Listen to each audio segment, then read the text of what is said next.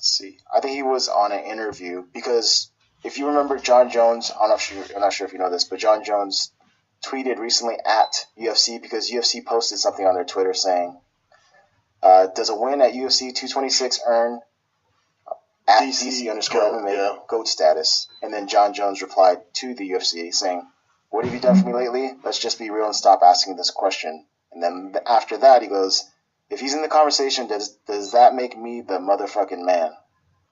So that's how Daniel kind of responded. And then what's DC say? He goes, he doesn't have a platform, and I refuse to give him a platform.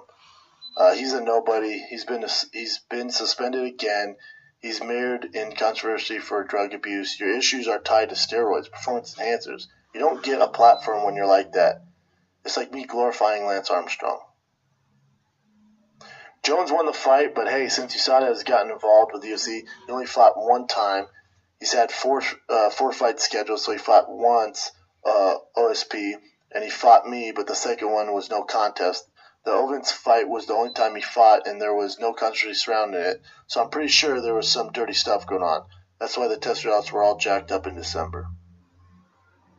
Yeah, I mean, it's hard to argue against DC here. It's just John Jones so goddamn talented. I wonder how well he would have done even without all this bullshit. That's the bummer about this. But the whole GOAT thing, when you've seen a guy lose, even though it's, I don't know, man. There's so many variables that goes into this for this. I think everyone agrees with you that when you said he is by far the best talent, even he wouldn't even need that stuff. But I think it is definitely mired in this. It's always in the back of my mind. Yeah, I know. Him and Anderson Silva. Yeah, I agree. I know. And so he was speaking to CBS Sports about this. That's all what right. he answered.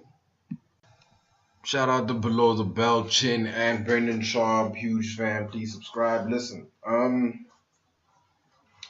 DC John Jones. This beef will never end up until these two men fight each other again. And even then, I don't think it'll end. John Jones is the perfect antagonist to DC. Right? DC is a good dude, man. He goes on food drives. He's a stand-up citizen. If you had to paint a picture of a champion who you'd want to be the face of the UFC, who you would want to be a role model to your kids, it would be DC. Whereas John Jones, his cocaine cowboy lifestyle, his dangerous lifestyle is a complete contrast to.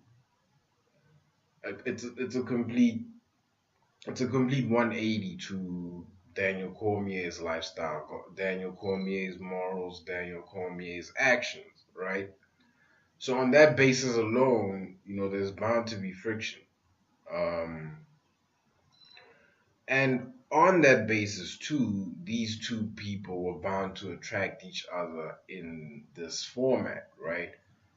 Nobody is arguing against the greatness of either of these men, but to me, it made no sense why this fight never happened. And when it finally did, I understood how good both of them were, To this day, I still think that DC can beat John Jones. He just needs to find a hole.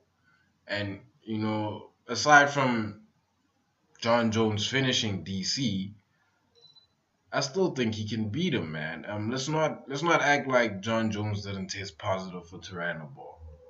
Like, yeah, you can say, the test was garbage. It was a minor amount, not enough to. The fact that he did that proves to me that, you can't just say that about John Jones. You have to take everything he does with a grain of salt. Let me know what you guys think. Like, comment, subscribe, and I'm out. We got one out of two of them motherfuckers, You mean you motherfuckers come strolling in here all walking tall and shit? You'll be out. Man, I'm saying, man, we was blazing on them dudes, man. You know what I'm saying?